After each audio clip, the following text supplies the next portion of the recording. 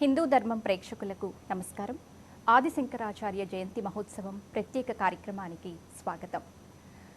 కోడిగాడుతున్న హైందవ సంస్కృతిని రగిల్చి జ్వాలగా జ్వలింపచేసిన మహనీయుడైన ఆదిశంకరాచార్యుల జయంతి అలాగే జగతికి మంగళప్రదం.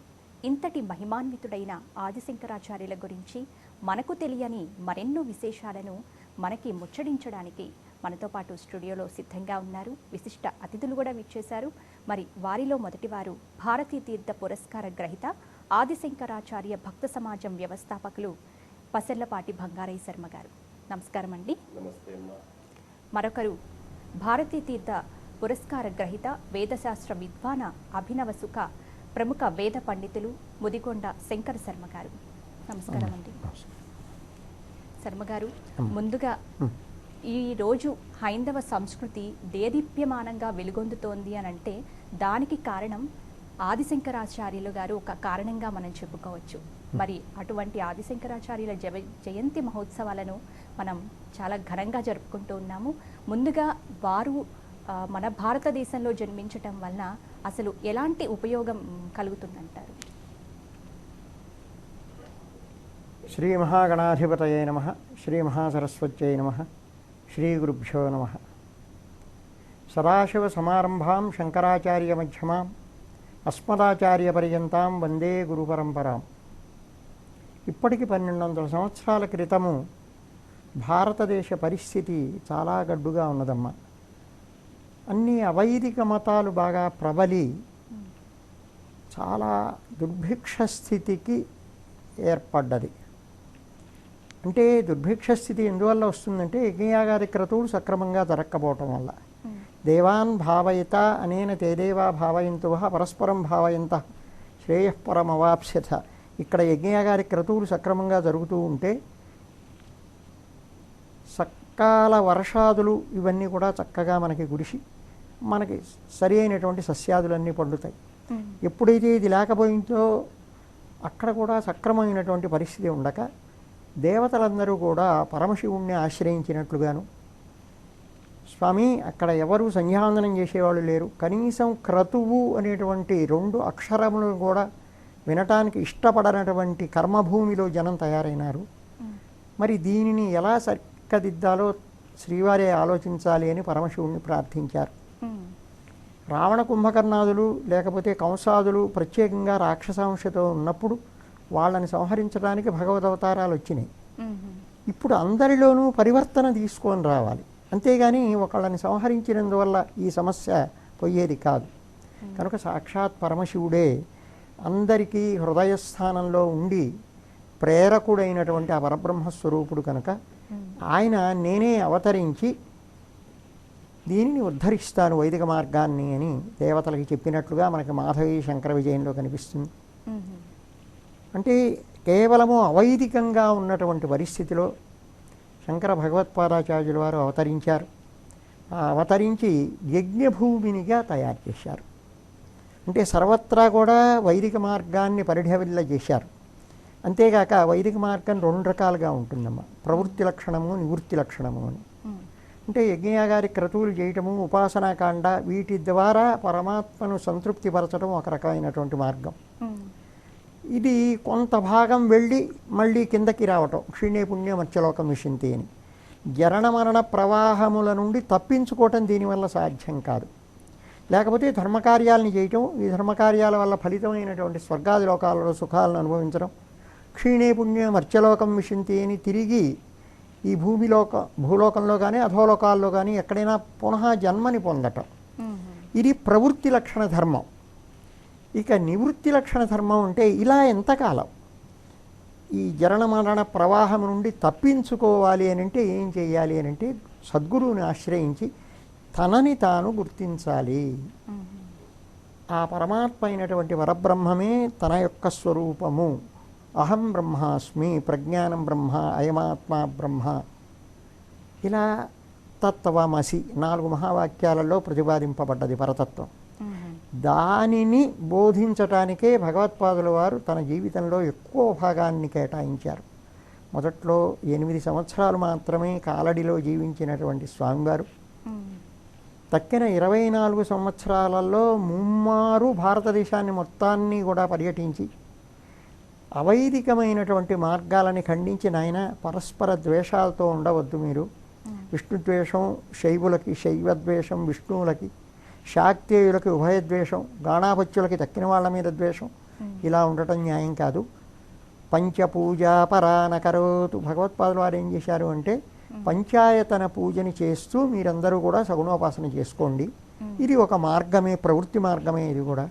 కానీ అసలు తెలుసుకోవాల్సినది మీ యొక్క నిజతత్వం ఏమిటో దాన్ని తెలుసుకోవాలి. అవి సమస్త ఉపనిషత్తుల్లో కూడా చెప్పబడ్డవి అని చెప్తూ భవిష్యత్తులో కూడా ఆ ఉపనిషత్తత్వాన్ని ప్రతిపాదించడానికి వీలుగా వారు ప్రస్థానత్రయానికి, ఉపనిషత్తులకి, సూత్రములకు, భగవద్గీతకు కూడా భాష్యాన్ని రచించినటువంటి మహాత్ములు. వారే కనుక అవతరించనట్లయితే ఈరోజు పాశ్చాత్య దేశాల కంటా కూడా మన దేశం హీనంగా ఉంటూ ఉండేది. ఎందుకంటే కేవలము అర్ధకామాదులు మాత్రమే ప్రధానము. ఇవి ఎందువల్ల వస్తున్నాయో అనే ఆలోచన ఉండదు. సుఖపడటం ఏదో అదే కావాలి, సుఖపడటానికి సాధనభూతమైనటువంటి ద్రవ్యార్జన ఒక్కటే ప్రధానము అని అనుకోవటం. 4 పురుషార్థాలుగా మనం చెప్పుకుంటూ ఉంటాం. ఏ చిన్న వ్రతం చేసినా ధర్మార్థ కామ మోక్ష చతుర్విధ ఫల పురుషార్థ సిద్ధ్యర్థం అని చెప్పుకుంటాం. అంటే ఈ అర్ధకామాలు రావటానికి ధర్మం కారణం. అలానే మోక్షాన్ని పొందటానికి కూడా ధర్మానుష్ఠానమే ప్రధానము. ఈ మార్గాన్ని రెంటినీ కూడా ఆద్యంతములు, పునాదిని గట్టి చేశారు, ఫలితములు చూపించారు. ఈ ఫలితములు భవిష్యత్తులు కూడా చూపించడానికి మనకి జగద్గురు పీఠాలను ఏర్పాటు చేశారు. ఇప్పుడు ప్రస్తుతము ఉన్నటువంటి శృంగేరి జగద్గురువులు భారతీయ తీర్థ మహాస్వామి చరణులు, వారి కరకమల సంజాతులైనటువంటి ఉదిశేఖర భారతీ మహాస్వామి వారు, వారు సాక్షాత్తు శంకరావతారులే కాక శారదా స్వరూపులు, సమస్త విద్యలలో కూడా ఆరితేరినటువంటి మహానుభావులు. వారి యొక్క ఆదేశాన్ని అనుసరించి ఆ పరమ పవిత్రమైనటువంటి మూర్తి యొక్క జయంతి ఉత్సవాలను యథాశక్తి ఘనంగా మనం చేసుకొని ఆ మూర్తికి, ఆ పరమశివ మూర్తికి మనము కనీస కృతజ్ఞతల్ని మనం వెల్లడించుకోవడానికి చేసే ప్రయత్నం ఈ శంకర జయంతి కార్యక్రమం. చాలా చక్కగా వివరించారు శంకర శర్మ గారు. మరి బంగారయ్య శర్మ గారు, మనం అసలు ఆది శంకరాచార్యుల వారి జయంతి ఉత్సవాలను మనం ఎందుకు జరుపుకోవాలండి? శృతి స్మృతి పురాణానామాలయం కరుణాలయం నమామి భగవత్పాద శంకరం లోకశంకరం. నేను శ్లోకం చెప్పానమ్మా.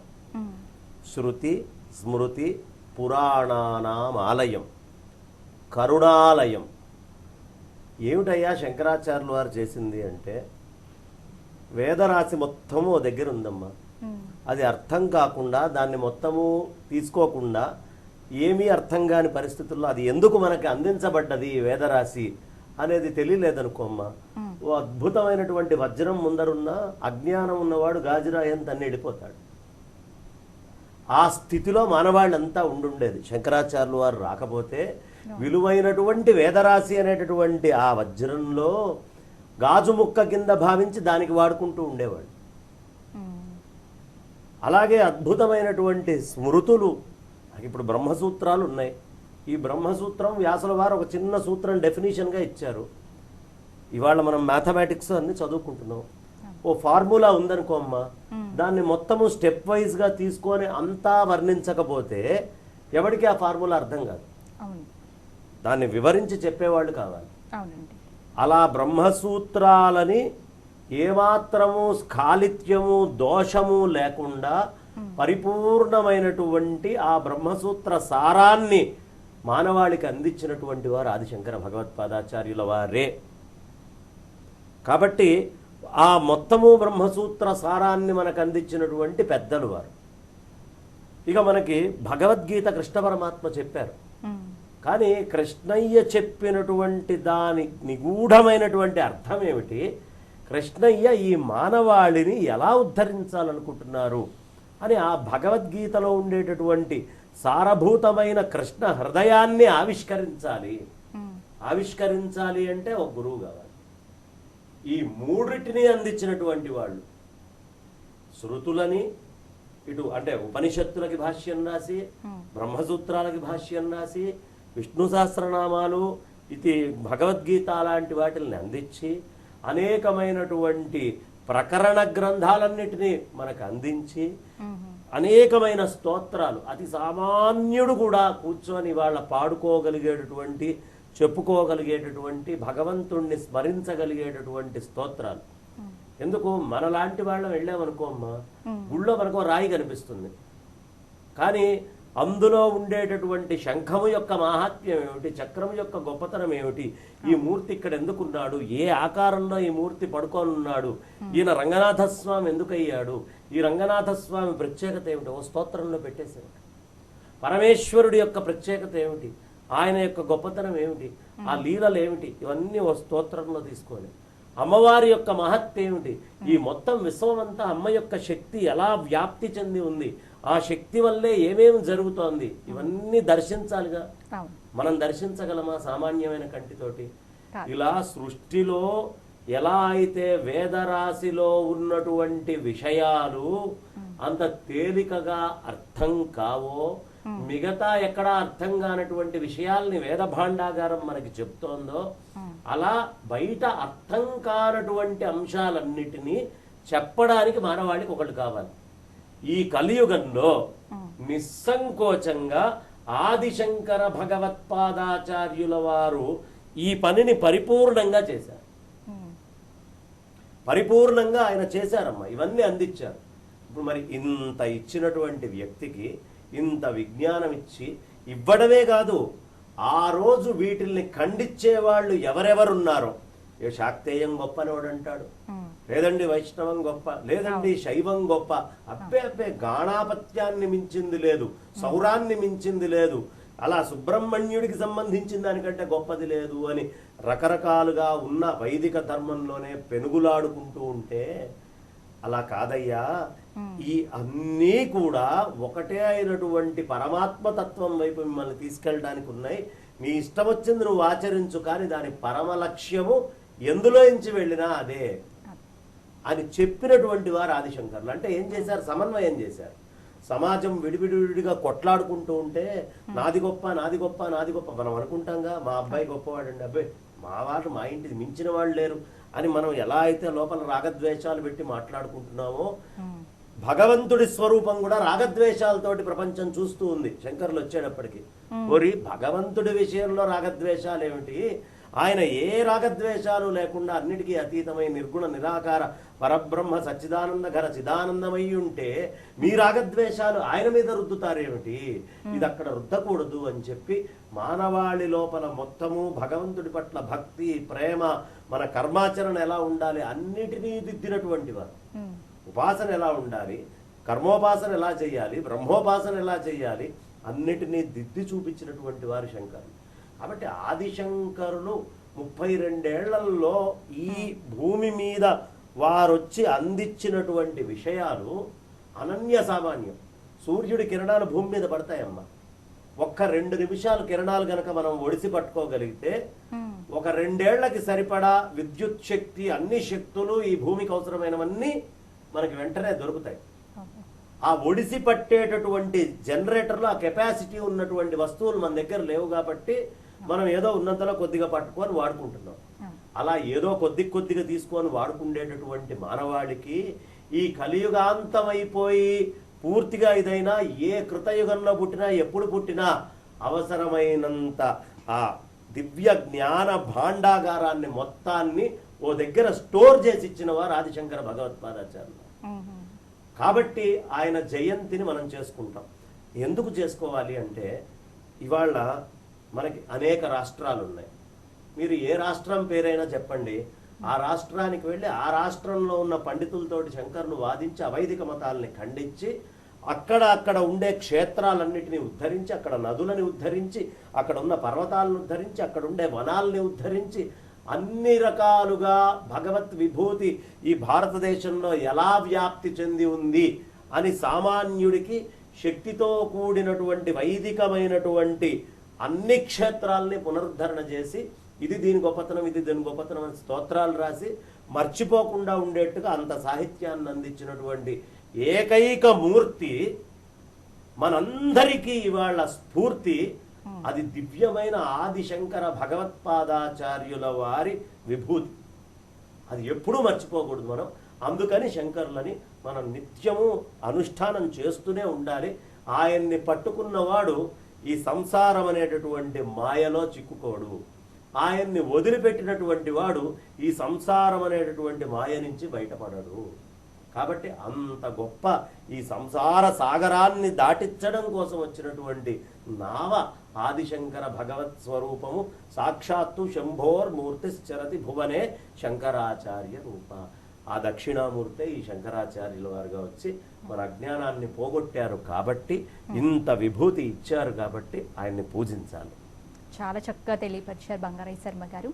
శంకర్ శర్మ గారు, అద్వైత సిద్ధాంతం అని అంటారు కదండి, ఆ సిద్ధాంతం యొక్క విశిష్టతను గురించి తెలియపరుస్తారా? అలా అంటే కొంచెం వివరంగా చెప్పాల్సి వస్తుంది. దార్శనికులు 6 ఉన్నారమ్మ. వైశేషికులు, నైయాయికులు, సాంఖ్యులు, యోగులు, పూర్వమీమాంసకులు, ఉత్తరమీమాంసకులు అని దర్శనాలు, షడ్ దర్శనాలు అంటారు వీటిని. అంటే సృష్టి క్రమం ఎలా జరిగింది అనే దాంట్లో కూడా వీళ్ళల్లో కొద్దిపాటి భావభేదాలు ఉన్నాయి.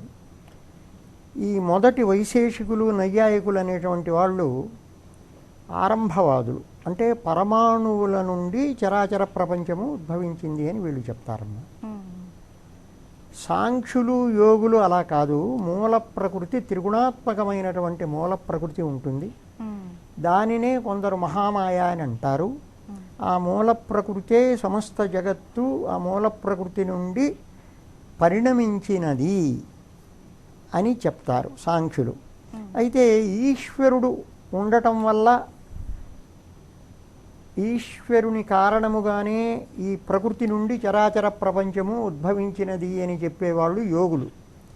ఈశ్వరుడు లేకుండానే త్రిగుణాత్మకమైనటువంటి ప్రకృతి నుండి చరాచర ప్రపంచము వచ్చినది అని చెప్పేవాళ్ళు సాంఖ్యులు. శేశ్వర సాంఖ్యము, నిరీశ్వర సాంఖ్యము అని అంటారు. ఇవన్నీ అసలు యథార్థం కాదు. వాళ్ళ పరిధిలో వాళ్ళ ఆలోచనలు సక్రమంగానే ఉంటాయి. పరమాణువుల నుంచే చరాచర ప్రపంచం వచ్చిందనటానికి వాళ్ళు కొన్ని హేతువులు చెప్తారు. త్రిగుణాత్మకమైనటువంటి ప్రకృతి నుండే చరాచర ప్రపంచం వచ్చింది అని చెప్పడానికి వీళ్ళు, ఈ 2 దర్శనాల వాళ్ళు కొన్ని హేతువులు చెప్తారు. ఇక కేవలము వేద ప్రామాణ్యాన్ని మాత్రమే అంగీకరించేటువంటి పూర్వమీమాంసకులు వాళ్ళు పరమేశ్వరుడి నుంచే ఇవన్నీ వచ్చినవి అనేటువంటి అభిప్రాయాన్ని కాదనరు. కానీ వేదోక్తములైనటువంటి కర్మాచరణ చేస్తే దానివల్ల చక్కటి ఫలితాన్ని పొందటానికి వీలుంటుంది అని చెప్పి ఊరుకున్నారు వాళ్ళు.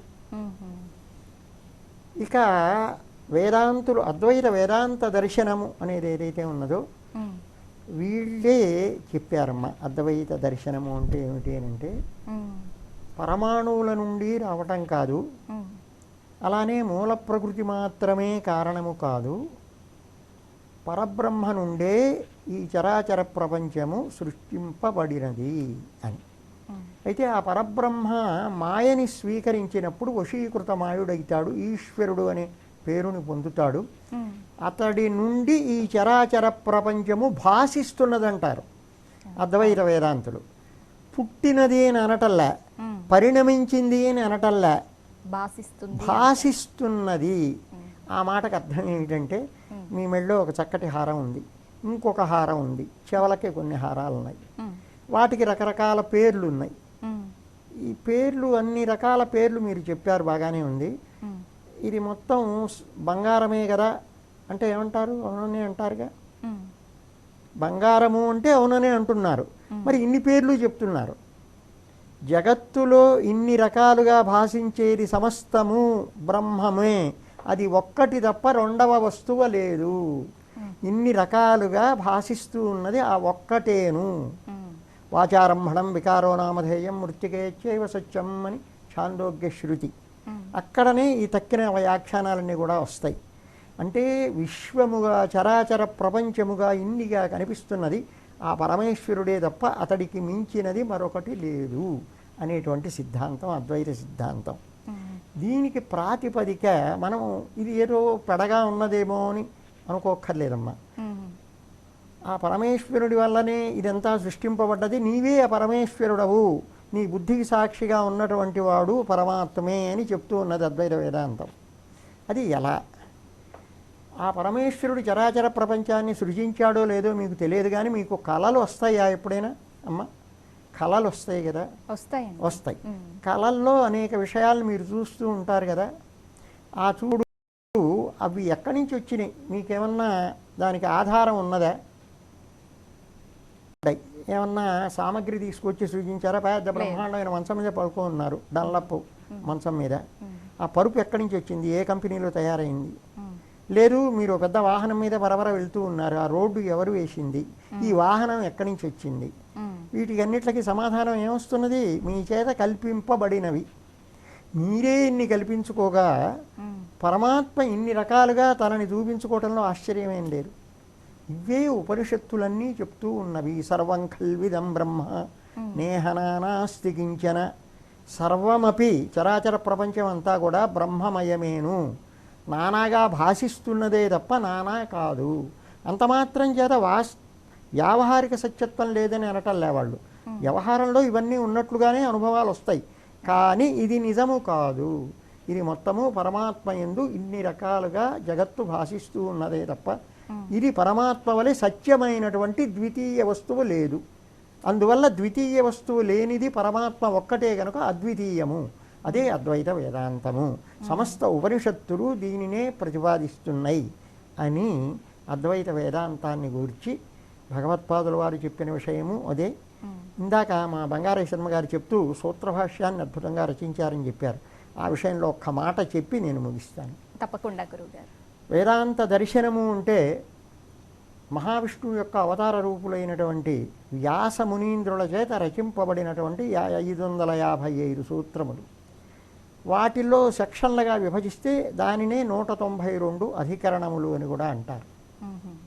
దానికి ఆకాశస్థలింగాత్ అంటారు. దానికి అర్థం తెలుసుకోవాలంటే వ్యాసాయ విష్ణురూపాయ వ్యాసరూపాయ విష్ణువే అని మనం ఎట్లయితే చెప్పుకుంటున్నామో, సాక్షాత్ విష్ణువు యొక్క హృదయం ఎవరికి తెలుస్తుంది? శివుడికే తెలుస్తుంది. శివస్య హృదయం విష్ణు, విష్ణోశ్చ హృదయం శివ.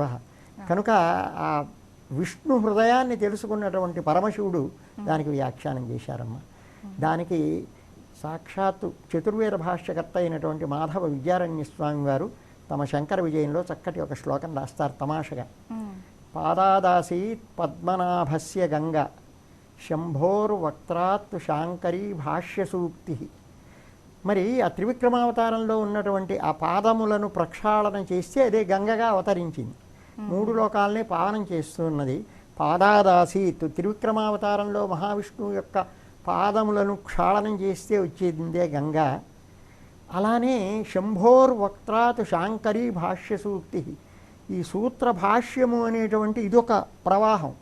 ఈ ప్రవాహము పరమశివుని యొక్క ముఖము నుండి వస్తూ ఉన్నదిట. అదొక గంగా, ఇదొక గంగా, ప్యారల్గా వెళుతూ ఉన్నాయిట. అయితే ఆద్యాలోకాన్ దృశ్యతే మజ్జయంతి. ఆ గంగ మహావిష్ణువు పాదము నుండి వచ్చినటువంటి గంగ 3 లోకాలని పునీతం చేస్తూ ఉన్నది. ప్రతి వాళ్ళు వెళ్ళి అందులో ముగుడుతున్నారు. తమాషగా అక్కడ ఏమన్నారంటే మజ్జయంతి, జనాలందరినీ తనలో ముంచుకుంటున్నది గంగ. మరి ఈ గంగ ఏం చేస్తున్నదిట? ఆద్యాలోకాన్ దృశ్యతే మజ్జయంతి అన్యామగ్నాన్ ఉద్ధరత్యేషభేద. ఈ శివముఖ నిర్గతమైనటువంటి ఈ సూత్రభాష్యము అనేటువంటి గంగట సంసార పంకములో మునుగుతూ తేలుతూ ఉన్న వాళ్ళనందరినీ ఉద్ధరిస్తూ ఉన్నదిట. ఆ గంగకి ఈ గంగకి ఉన్న తేడా ఇది అని చక్కగా ఒక తమాషగా ఒక శ్లోకంలో రచించారు. అంతటి మహత్తరమైనటువంటి కృషి చేసినటువంటి భగవత్పాదుల వారు అద్వైత వేద, అందుకనే అద్వైత స్థాపనాచార్య అనేటువంటి బిరుదు వారికి మాత్రమే శోభి. బంగారయ్య శర్మ గారు, మరి మీరు ఆదిశంకరాచార్య జయంతి మహోత్సవాలను జరుపుతూ ఉన్నారు. మరి ఎంతకాలం నుండి ఈ మహోత్సవాలను మీరు జరపడం జరుగుతుందండి? అమ్మ, ఒక 22 సంవత్సరాలు ఇప్పటికి జరిపాము. ఇది 23వ సంవత్సరం ఇప్పుడు చేస్తున్నటువంటిది. 1999లో దీన్ని ఆరంభం చేశామమ్మా. అప్పుడు నాకు వయస్సు 22 సంవత్సరాలు. అప్పుడు మొదలుపెట్టినటువంటి శంకర జయంతి ఉత్సవాలు 22 సంవత్సరాలు అవిచ్ఛిన్నంగా చక్కగా దిగ్విజయంగా జరుగుతూ వచ్చినాయి. ఇది మొట్టమొదట అంబటిపూడి శ్రీరామచంద్రమూర్తి గారని, వారిని సంగీతం గురువు గారు అని పిలిచేవారు. ఆయనకి ఎప్పుడు చొక్కా వేసుకోవడం అంటే ఏమిటో తెలియదు. ఓ ధోతి ఉత్తరీయం, ఎవరైనా వస్తే పెద్ద ఆర్థికంగా ఉన్నవారు కాదు, ఎవరైనా వస్తే వాళ్ళకి సంగీతం నేర్పించడం, చక్కగా ఆనందంగా తృప్తిగా ఆయనకు ఉండేటువంటి రూపాయో దీంతో ఆనందంగా గడుపుతూ ఇతరమైనటువంటిది ఏదో బాగా సంపాదించాలి ఇదేం లేదు. అలాంటి మహాత్ముల్ని చూసినప్పుడు వీళ్ళు ఎలా ఇలా ఉండగలుగుతున్నారు అంటే వాళ్ళందరికీ ఆదిశంకర భగవత్పాదాచార్యుల వారి స్ఫూర్తి. ఏదో తాపత్రయంతో నాకేమొస్తుంది, నాకేంటి, నేనేంటి, పేరేమిటి, ఇట్లాంటివన్నిటినీ కూడా వదిలిపెట్టి కేవలం మనం ఇక్కడికి వచ్చినందుకు మనం ఏమి ధర్మాన్ని ఆచరించాలి. పెద్దల్ని చూసినప్పుడు శంకర శర్మ గురువు గారు లాంటి వారు కానీ, లేదు విశ్వనాథ గోపాలకృష్ణ శాస్త్రి గురువు గారు కానీ, మద్దులపల్లి దత్తాత్రేయ శాస్త్రి గారు కానీ, ఇలాంటి పెద్దలందరినీ చూస్తున్నప్పుడు వాళ్ళ నడవడికలో నుంచి మనం చాలా విషయాలు నేర్చుకోవచ్చు. వాళ్ళు ఎలా స్పందిస్తున్నారు ఒక అంశం వచ్చినప్పుడు అది మనం తీసుకోవాలి, దాన్ని ఆచరణలో పెట్టుకోవాలి. వాళ్ళకి ఎవరు స్ఫూర్తి, ఇది నేను ఆలోచించిందమ్మా. వాళ్ళు ఎవరిని ముట్టుకున్నా మాకు ఆదిశంకర భగవత్పాదాచార్యులు వారే, ఆయన తప్ప ఇంకొకటి లేదు. అప్పటికే నేను కాస్త భజగోవింద స్తోత్రాలు, నాకు చాలా ఇష్టమైనటువంటి స్వామివారు రాసినటువంటి చిన్న ప్రకరణ గ్రంథము అద్వైతానుభూతి అని ఉంటుంది. అది నాకు చాలా ఇష్టం. అప్పుడు నాకు ఏమాత్రము ఏమీ తెలియని రోజుల్లో ఆ అద్వైతానుభూతిని తీసి చదువుకున్నా. నాకు ఒక తెలియనటువంటి ఆనందము అనుభూతి కలిగింది. భజగోవింద స్తోత్రాలు చదువుతుంటే ఇంతేనా ప్రపంచం, దీనికోసం మనం వెంపర్లాడుతున్నామా, అసలు నిజమైనటువంటి సత్యం ఏమిటి అనేవి భజగోవింద స్తోత్రాల్లో. అలాగే నాకు శంకరాచార్యులు వారు అద్భుతంగా వాళ్ళ గురువు గారి దగ్గరికి వెళ్ళినప్పుడు నువ్వెవరు అంటే మనోబుద్ధ్యహంకార చిత్తాని నాహం అంటూ చక్కగా ఒక 6 శ్లోకాలు, ఒకటి దశశ్లోకి ఒకటి, అట్లాగే షట్ శ్లోకాలతోటి ఒకటి, 2 స్తోత్రాలు ప్రత్యేకంగా చెప్పబడ్డాయి. అవన్నీ చదివేటప్పటికీ నాకు అసలు ఇంతకంటే గొప్పగా ఈ ప్రపంచంలో ఎవరైనా చెప్పగలరా అని నా మనస్సు నాకు తెలియకుండానే చిన్న వయసులోనే శంకరాచార్యులు వారి మూర్తి మాచర్లలో మా మామయ్య గారి ఇంటికి వెళ్ళినప్పుడు అట్లా ఓ మూర్తి కనిపించేది. ఆ మూర్తిని చూస్తూ ఉంటే అలాగే ఉండిపోయేవాడిని. అది ఎందుకున్నాను అనేది శ్లోకాలు చదివినప్పుడు బాగా అర్థమైంది. ఈ చదువుకున్న తర్వాత అంబడిపూడి శ్రీరామచంద్రమూర్తి గారిని కానీ, మా శంకరం గురువు గారిని కానీ, ఇలాంటి వాళ్ళని చూసినప్పుడు రూఢి అయింది లోపల. అందుకని అప్పటి నుంచి నేను శంకర జయంతి ఉత్సవాలు చేస్తూ ఈ రూఢి అయినటువంటి దాన్ని పరిపూర్ణంగా ఎవరి ఆశీస్సుల వల్ల మనం దిగ్విజయంగా నిలుపుకోగలము అంటే 99లో నేను శృంగేరి వెళ్ళా అమ్మ. అప్పుడు వాక్యార్థ సభలు అవుతున్నాయి. ఎక్కడెక్కడో కాశీ నుంచి అనేక చోట్ల నుంచి శృంగేరిలో భారతీ తీర్థ మహాస్వామి వారి ఇలా సింహాసనం మీద కూర్చొని ఉంటే అనేక మంది పండితులు వచ్చి అలా కూర్చొని ఉన్నారు. ఆ పండితులు వాళ్ళు అంతా శాస్త్ర చర్చ చేస్తున్నటువంటి ఆ సభని చూసి ఒక్కసారి నాకు మొత్తం రోమాంచితమై ఆ శంకర భక్తి నాలో చిన్నప్పటి నుంచి మొలకలెత్తింది, మహావృక్షమై ఫలవంతమైందమ్మ. భారతీ తీర్థస్వామి వారి దర్శన మాత్రం చేత నాకు నేను ఏదైతే చిన్నప్పటి నుంచి నాకు తెలియకుండా నాలో జరుగుతున్నటువంటి అంశాలన్నీ కూడా ఒక ఫలస్వరూపంగా నాకు అందినాయి. వారి ఆశీస్సులతో ఈ శంకర జయంతుల్ని ఇన్ని సంవత్సరాలుగా చేస్తూ ఉంటే మల్లాది చంద్రశేఖర శాస్త్రి గారు గురువు గారు మొట్టమొదటిసారిగా ఈ శంకర జయంతి సభలకు వచ్చి శంకరాచార్యుల వారికి చేస్తుంటే నేను రాకపోవడం ఏమిటి అని వారు వచ్చి అక్కడి నుంచి మొదలుపెట్టినటువంటి సభ మెల్లిగా తర్వాత సంవత్సరం బ్రహ్మశ్రీ మాడుగుల నాగఫణి శర్మ గారు, ఆ తర్వాత అద్భుతంగా సామవేదం షణ్ముఖ శర్మ గారు, ఇక అక్కడి నుంచి ప్రభ మొదలైందమ్మా. ఓ పక్క నుంచి సన్నిధానం లక్ష్మీనారాయణమూర్తి అవధాని గారు లాంటి శాస్త్రార్థ వేదార్థ పండితులు, అలాగే రేమెళ్ల సూర్యప్రకాశ్ శాస్త్రి గారు లాంటి వేదార్థ పండితులు, ఇలాంటి వేదార్థ పండితులందరూ రావటం, విష్ణుభట్ల సుబ్రహ్మణ్య దీక్షితులు గారు వాళ్ళందరినీ సత్కరించుకోవటం, ఇంకో పక్కన బ్రహ్మశ్రీ పుల్లెల శ్రీరామచంద్రుడు గారు లాంటి వాళ్ళు, ఇలాంటి ప్రముఖులైనటువంటి విశ్వనాథ గోపాలకృష్ణ శాస్త్రి గారు, శ్రీపాద సుబ్రహ్మణ్య శాస్త్రి గారు, మా ముదిగొండ శంకరం గురువు గారు, ఇలాంటి శాస్త్రార్థ పండితులందరూ కూడా, మద్దులపల్లి దత్తాత్రేయ శాస్త్రి గారు, వీళ్ళందరూ రావటం, వీళ్ళని సత్కరించుకోవటం. అంటే రోజు రోజుకి ఈ శంకర జయంతుల వల్ల నేను అలా ఆరంభం చేసిన వాడిని. ఈ మహాత్ములందరినీ చూస్తూ ఉంటే చూసినంత మాత్రానే సాధూనాం దర్శనం పుణ్యం, వాళ్ళని అప్పుడప్పుడు ముట్టుకునే భాగ్యం వచ్చింది. స్పర్శనం పాపనాశనం. సంభాషణం సర్వతీర్థ సమం.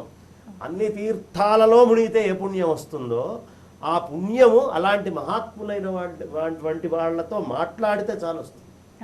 కాబట్టి వాళ్ళని ఆహ్వానం చేసి పిలిచి మాట్లాడుతూ సంవత్సరంకి నాకు శంకర్ల మీద అనురక్తి, ఇంకా చెయ్యాలి అనే అనురక్తి పెరుగుతూ చేసుకుంటూ వచ్చినటువంటి కార్యక్రమం. ఇందులో నేను చేస్తున్నాననే భావన నాకు ఉండేది కాదు. అది శంకరుడే ఈ శరీరాన్ని ఆయనకు అప్పచెప్తే చేయించుకుంటున్నారు అనే భావనతోటే ఉండేవాడిని. కాబట్టి చాలా అద్భుతంగా శంకర జయంతి దినదిన ప్రవర్ధమానమై పెరుగుతూ వచ్చింది. నా సుకృతము ఏ సంకల్పంలో జగద్గురువులు ఆశీర్వదించి నాకు ఈ శంకర జయంతి చేసేటటువంటి అనుగ్రహం ఆదిశంకర్లే ఇచ్చారనుకుంటా, శంభువే ఇచ్చాడనుకుంటాను, ఆ విష్ణుమూర్తే కల్పించాడు అనుకుంటాను. అలా చేసుకుంటున్నటువంటి దాంట్లో చతురామ్నాయ పీఠాధిపతులు వచ్చారు మా సంస్థకి, ఆదిశంకరాచార్య భక్త సమాజానికి. ద్వారక, బదరి, పూరి, శృంగేరి 4 జగద్గురువులు ఒక సంస్థకు వచ్చి అనుగ్రహించటం అనేది తక్కువ ఉంటుంది. అలా జగద్గురువులు అనేక మంది యతులు, ప్రవచనకర్తలు అయితేనేంటి, బ్రహ్మశ్రీ చాగంటి కోటేశ్వరరావు గారు 2015, 16 2 సంవత్సరాలు పరిపూర్ణంగా వచ్చి వారిని చూస్తేనే చాలనుకొని ఆనందపడిపోయి. అలాంటి మహాత్ములు వద్దిపర్తి పద్మాకర్ గారు, నేను తక్కువ అమ్మ, కుప్ప విశ్వనాథ శాస్త్రి గారు శాస్త్రార్థ సభల్లో పాల్గొనేటటువంటి వ్యక్తి.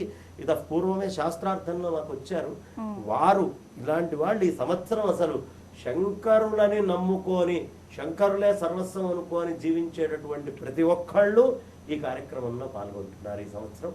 ఇదంతా జరగడానికి 22 ఏళ్ల నుంచి ఆదిశంకరులు ఈ ఉపాధిని వాడుకొని గురువులు పెద్దలందరినీ పక్కన ఉంచి నన్ను ఎక్కడా పట్టు తప్పకుండా జాగ్రత్తగా ముందరికి తీసుకొని వెళ్ళటమే దీనికి ప్రధానమైనటువంటి కారణం తప్ప ఇంకొక కారణం లేదమ్మా. అందుకని శంకర జయంతి ఉత్సవాల్ని అలా ఆరంభం చేసుకొని మొదలుపెట్టి ఇవాళ ఈ స్థాయికి తెచ్చాం.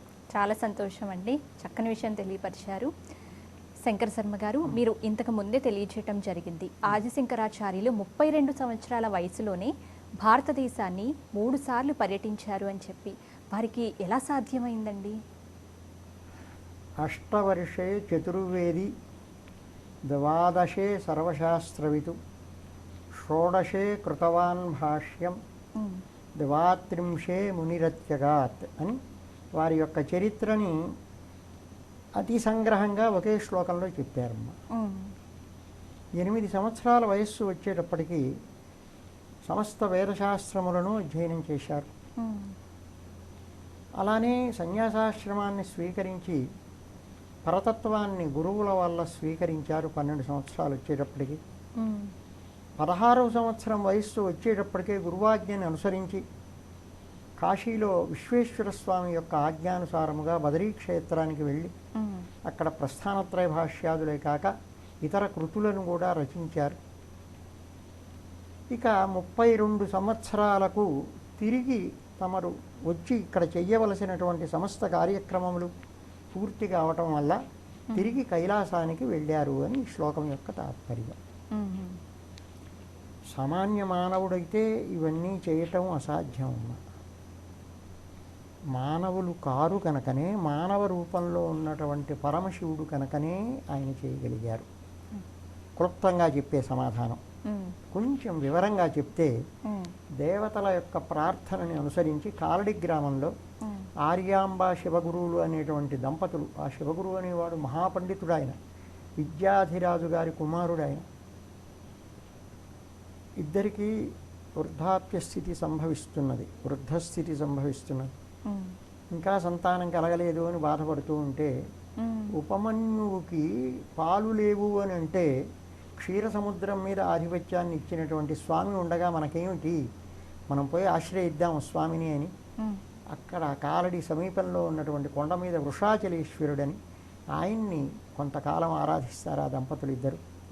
స్వామివారి ఈ ఆర్యాంబ గర్భంలోనే తను జనించాలి అని అనుకొని ఉన్నారు కనుక స్వప్నంలో ఆయనకి సాక్షాత్కరించి, సర్వజ్ఞుడైనటువంటి కొద్ది కాలం మాత్రమే జీవించేటువంటి వాడు కావాలా మీకు, లేక బహుసంతానం కావాలా అని అడిగితే, సర్వజ్ఞుడైన వాడు కొద్ది కాలం జీవించేవాడైనా అలాంటి కుమారుడే నాకు కావాలి అని ఆయన స్వప్నంలో సమాధానం చెప్పడం జరిగింది. అలా ఒప్పందం చేసుకొనే స్వామివారు అవతరించారు. మొట్టమొదట్లో 8 సంవత్సరాలు మాత్రమే జీవితం స్వామివారికి. ఆ 8 సంవత్సరాలలో ఇక్కడ తండ్రి గారు 2వ సంవత్సరంలోనే పోతే గురుకులంలో సమస్త వేదశాస్త్రంలో అధ్యయనం చేస్తూ లక్ష్మీ కటాక్షాన్ని పొంది ఒక పేదరాలికి కనకామలకైరపూరయ జనతాయ హృదయంచ విస్మయై అని సమస్త జనులకి కూడా హృదయంలో విస్మయాన్ని, ఆ ఇల్లాలి ఇంటిలో బంగారు ఉసిరికాయలను నింపారట స్వామివారు. కనకధారాస్తవం. అవును. ఆ అమ్మవారిని స్తుతిస్తే నాయన ఎందుకు స్తుతించావని అడిగిందిట. ఈవిడకి మరి ఇలా ఉంది పేదరాలు, ఆవిడని అనుగ్రహించు తల్లి అంటే, మరి ఆవిడ పూర్వజన్మలో ఏమీ సుకృతం చేసుకోలేదు కదా నాయన, నేను ఏమీ చెయ్యని దానికి ఎలా ఇవ్వగలను సంపత్తి అని.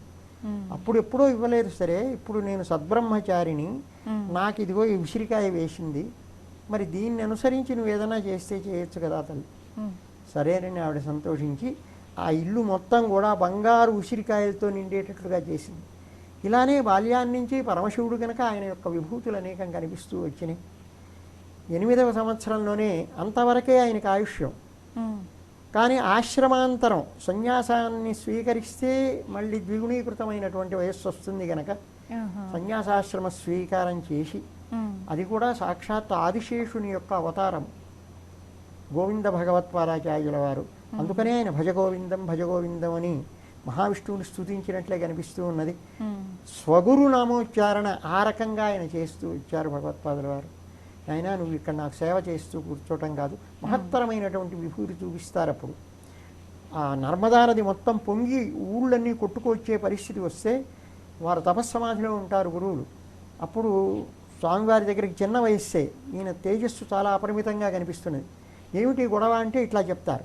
అప్పుడు ఆ నదికి అభిముఖంగా కమండలం పెడతారు ఆయన, దానిలోకి మంత్రపూతంగా ఆ నది మొత్తం వచ్చి ప్రవేశిస్తుంది. దీనిని చూచిన తర్వాత నువ్వు ఇక్కడ కాదు ఉండాల్సింది, కాశీకి వెళ్ళు, ప్రస్థానత్రయ భాష్యం చేయమని గురువుల వారు చేస్తే ప్రస్థానత్రయ భాష్యాన్ని చేసి అక్కడ నుండి వ్యాసుల వారికి అప్పటి 16 సంవత్సరాలు నిండిని. తిరిగి వ్యాసుల వారు పరీక్షార్థమై వస్తారు.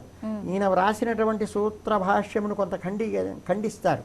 మళ్ళీ దాన్ని ఈయన ఒక వృద్ధ బ్రాహ్మణ రూపంలో వస్తారు. ఇదంతా శంకర విజయంలో వచ్చే చరిత్ర. చాలా సంతోషించిన ఆయన చక్కగా అన్నావు, దీనిలో ఏదైనా పొరపాటు ఉంటే స్వామి మీరే కదా సూత్రకర్తలు, నేను వ్యాఖ్యానం చేశాను, మీ యొక్క హృదయము నేను తెలుసుకోకుండా ఏమన్నా అపవ్యాఖ్యానం చేశానేమో, ఉంటే సరిదిద్దవలసినది, నేను సాహసం చేసి మీ సూత్రములకు భాష్యాన్ని వ్రాశాను అని అంటారు స్వామివారు.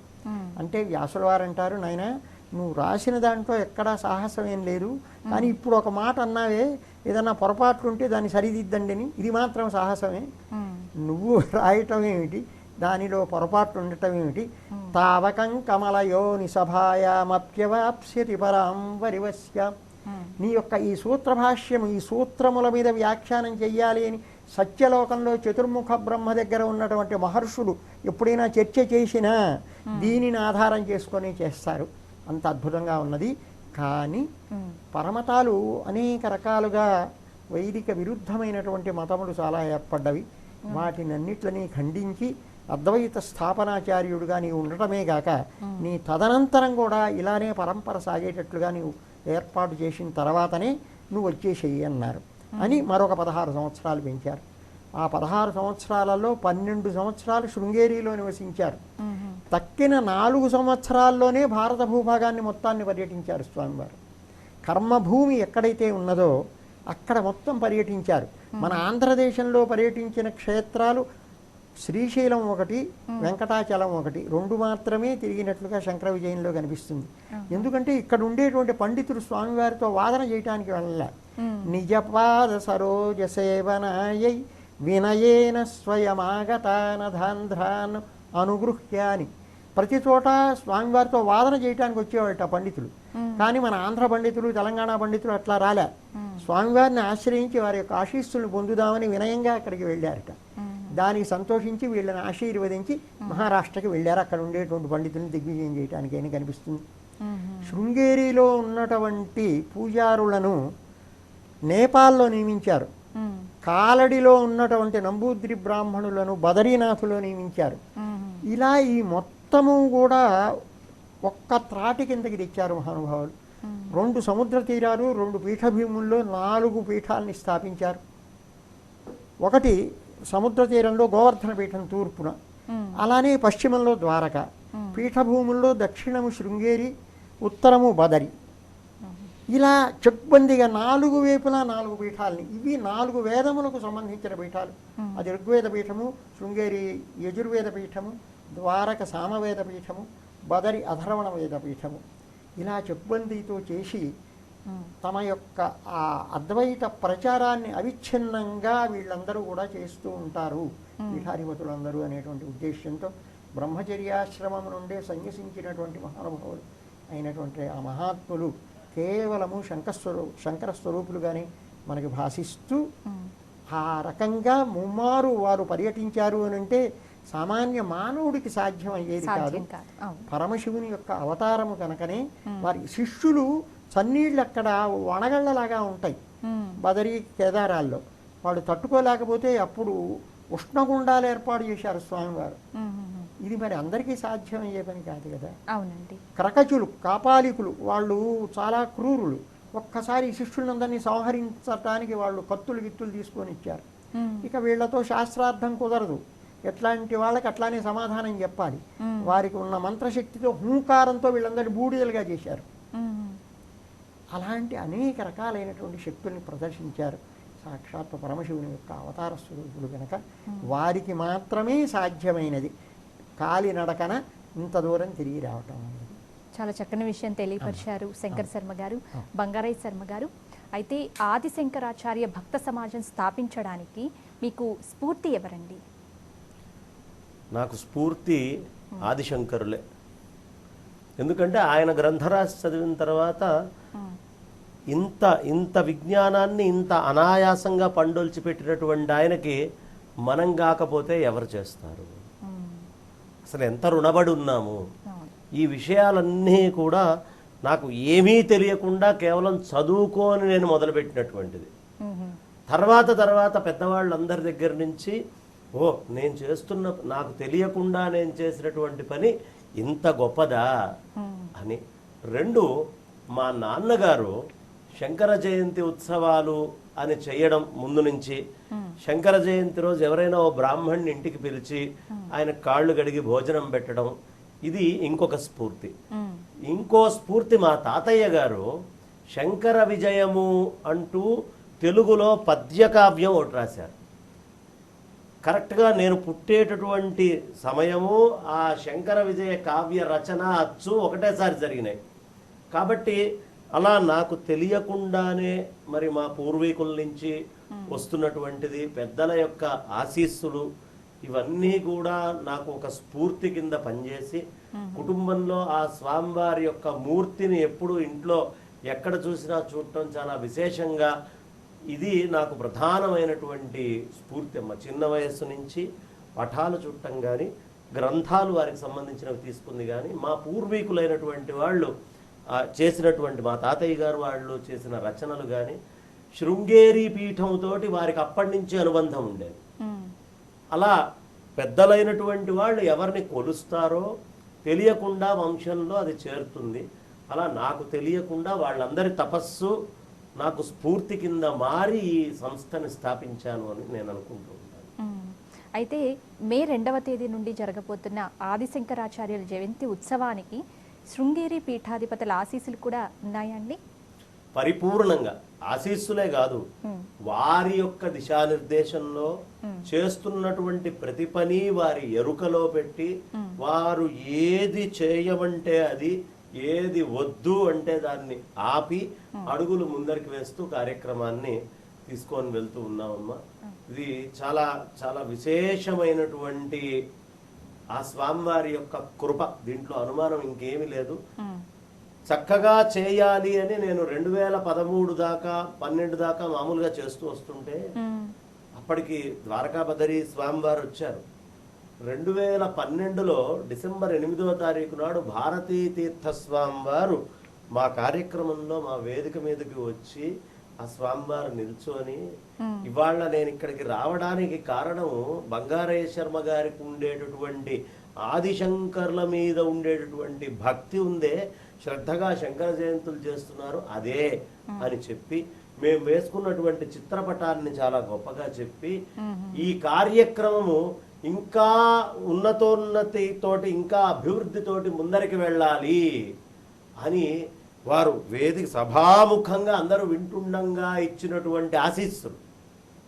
ఆ తర్వాత విధుశేఖర భారతీ స్వామి వారు 2016లో చేస్తున్నటువంటి శంకర జయంతి ఉత్సవాలు ఇది ఇక్కడ కాదు అన్ని చోట్ల జరగాలి అంటే అప్పటికప్పుడు దేశంలో 16 చోట్ల ఈ శంకర జయంతిని ఏర్పాట్లు చేసి అన్ని మెట్రోపాలిటన్ సిటీస్ దగ్గర నుంచి చిన్నమైనటువంటి ప్రదేశాల దాకా కూడా చాలా చోట్ల కేదారంలో చేశాము, రామేశ్వరంలో చేశాము. అంటే ఆసేతు సీతాచల పర్యంతము చేయాలి అనేటటువంటి దీంతో మా ఆదిశంకరాచార్య భక్త సమాజ అధ్యక్షులైనటువంటి వారు బదరికి వెళ్ళి బదరిలో భజన కార్యక్రమం చేశారు.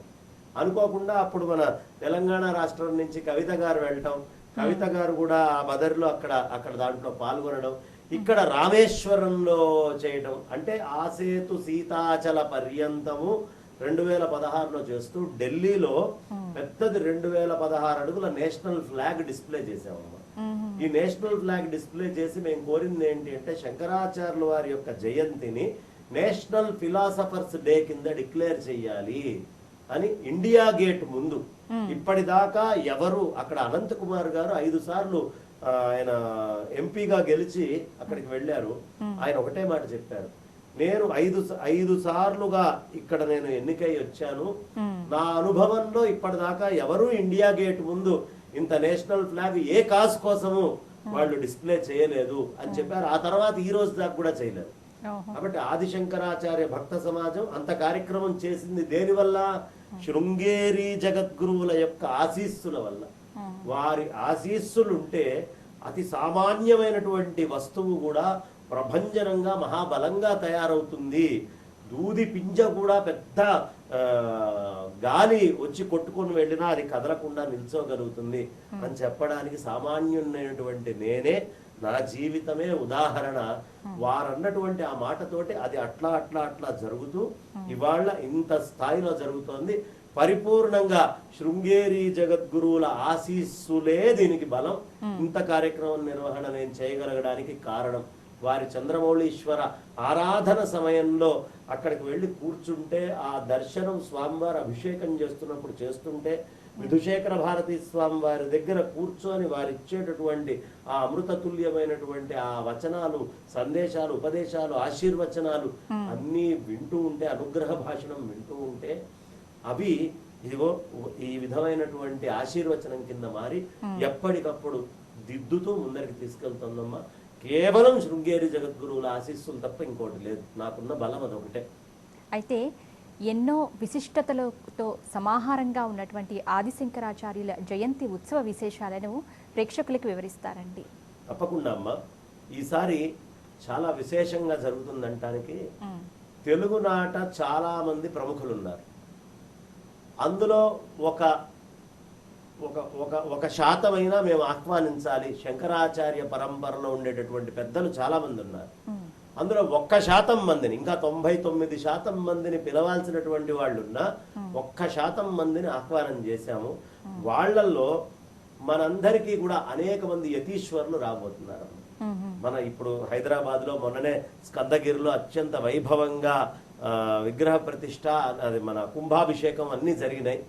అది చేసినటువంటి వారు కంచి కామకోటి పీఠం నుంచి శ్రీ శ్రీ శ్రీ విజయేంద్ర సరస్వతి స్వామి వారు.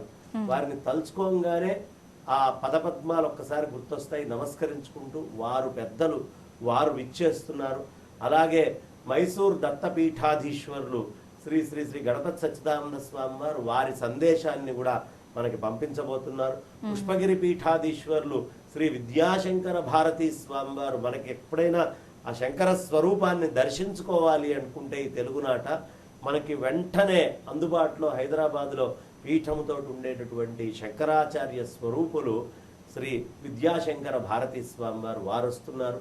శృంగేరి పీఠం నుంచి వారే పరమావధి అనుకొని అక్కడి నుంచి వచ్చేటువంటి శాఖాపీఠం యోగానంద పీఠం అంటారు ఎడితొరే అనే ప్రాంతం దగ్గర. అక్కడి నుంచి శ్రీ విద్యానంద భారతీ స్వామివారు ఆయన రాబోతూ ఉన్నారు. శంకర భారతి మహాస్వామివారని చాలా విశేషంగా వారిని పిలుస్తారు, వారు రాబోతూ ఉన్నారు. అలాగే అవధూత దత్తపీఠం ఉత్తరాధికారి శ్రీ దత్త విజయేంద్ర తీర్థ స్వామివారు కూడా విశేషంగా ఈ కార్యక్రమాల్లో పాల్గొంటున్నారు.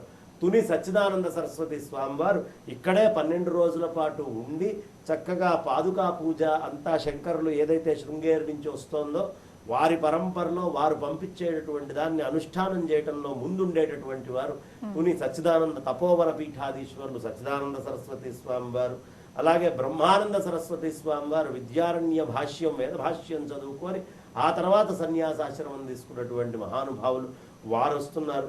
మనకి దేవాలయ పరిరక్షణ అనగానే మొట్టమొదట కనిపించేటటువంటి వారు కమలానంద భారతీ స్వామివారు.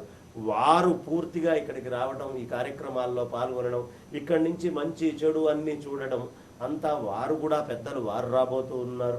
ప్రస్తుతం వారు భువనేశ్వరి పీఠానికి ఉత్తర అధికారిగా ఉండేటటువంటి వారు ఆ పీఠంలో వారుండి నిర్వహిస్తూ ఉన్నారు. ఆ తర్వాత పూజ్య శ్రీ పరిపూర్ణానంద స్వామి వారు ఎక్కడ ధర్మానికి ఏ విఘాతం జరిగినా ఈ ధర్మం విషయంలో ఎవరైనా వేరే ఇట్లా ఇంకో రకంగా చెప్పినా ఈ ధర్మాన్ని రక్షించడంలో నేనున్నాను అని ముందొచ్చేటువంటి వారున్నారు. ఇక మనందరికీ సుపరిచితులైనటువంటి మహానుభావులైనటువంటి ప్రవచనకర్తలు ఉన్నారు తెలుగునాట. ఎలాంటి వాళ్ళయ్యా? మాడుగుల నాగఫణి శర్మ గారు. వారు తెలియంది ఎవరికి? ఇలా కూర్చున్నారంటే అలా సాహిత్యం అప్పటికప్పుడు ఊరి బయటికి వస్తుంది. వారు ప్రత్యేకంగా కష్టపడక్కర్లా. లోపల నుంచి కొన్ని బుగ్గలు అని ఉంటాయమ్మా, అందులో నుంచి నీళ్లు కొన్ని మనం బోరింగ్ కొడితే తప్ప నీళ్లు రావు. కానీ కొన్ని చోట్ల ఏమీ చెయ్యకుండానే ఇలా మహానంది ఆ ప్రాంతంలో వస్తుంది కదా, అలా సారస్వతం వారిలో నుంచి ఊరి వస్తుందమ్మా. ఈ పండితులందరూ కూడా అలా ఊరి వచ్చేటటువంటి వారు. బ్రహ్మశ్రీ చాగంటి కోటేశ్వరరావు గారు వారి సందేశాన్ని, అలాగే మనకి పద్మశ్రీ అవార్డు గ్రహీతలు ఈ మధ్య కాలంలోనే బ్రహ్మశ్రీ గరికపాటి నరసింహారావు గారు వారు వస్తున్నారు. అలాగే మనకి కుప్పా విశ్వనాథ శాస్త్రి గారు ప్రఖ్యాతమైన శాస్త్ర పండితులు, ఇటు చక్కగా అద్భుతమైన ప్రవచనకర్త, భగవద్గీతకి వాటన్నిటికీ వద్దిపర్తి పద్మాకర్ గారు వారు అవధానాలు అన్ని చెప్తారు.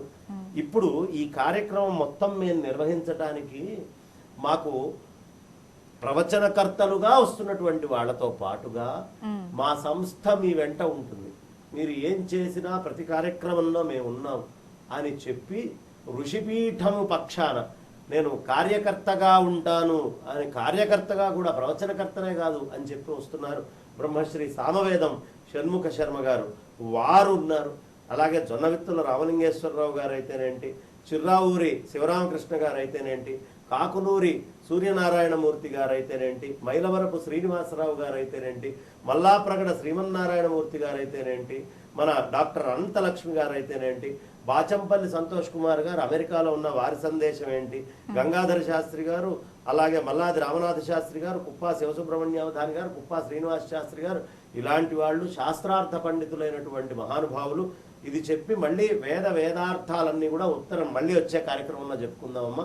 ఆఖరిగా మణిద్రావిడ శాస్త్రి గారు, విశ్వనాథ గోపాలకృష్ణ శాస్త్రి గారు, మద్దులపల్లి దత్తాత్రేయ శాస్త్రి గారు, శ్రీపాద సుబ్రహ్మణ్య శాస్త్రి గారు, దేవదత్త పాటిల్ గారు, మహేశ్వర్ నంబూద్రి గారు, దెందుకూరి నారాయణ సోమయాజి గారు, ముదిగొండ శంకర శర్మ గారు, పురాణం మహేశ్వర శర్మ గారు, ఓరుగంటి కళ్యాణ శర్మ గారు, వాసుదేవన్ నంబూద్రి గారు, అంబడిపూడి రాధేశ్యామ్ గారు, ఇలా అనేక మంది వస్తున్నారు. ఇంకా అనేక మంది కవులు అందరూ ఉన్నారు. మళ్ళీ ఇంకొక కార్యక్రమంలో కవులు ఎవరు రాబోతున్నారు, జ్యోతిష పండితులు ఎవరు రాబోతున్నారు, వేదార్థ పండితులు ఎవరు రాబోతున్నారో చెప్పుకుందామమ్మా. మరి ఈరోజు మాకు హైందవ సంస్కృతిని దశ దిశలా చాటినటువంటి మహామహిమాన్వితమైన ఆదిశంకరాచార్యుల గురించి ఎన్నో విషయాలను మీ ద్వారా తెలుసుకున్నామండి. తెలియచేసినందుకు శంకర శర్మ గారు ధన్యవాదములండి. బంగారయ్య శాస్త్రి గారు శర్మ ధన్యవాదములండి. ధర్మం 4 పాదాల నడవాలని, దేశంలో 4 మఠాలను స్థాపించి హిందూ ధర్మానికి నూతన జవసత్వాలను ప్రసాదించారు ఆదిశంకరాచార్యుల వారు. ఆదిశంకరాచార్య జయంతి మహోత్సవం ప్రత్యక్ష కార్యక్రమంలో ఆ శంకర భగవత్పాదుల గురించి ఎన్నో విషయాలను తెలుసుకున్నాం కదా. మరో కార్యక్రమంలో మళ్ళీ కలుసుకుందాం. నమస్కారం.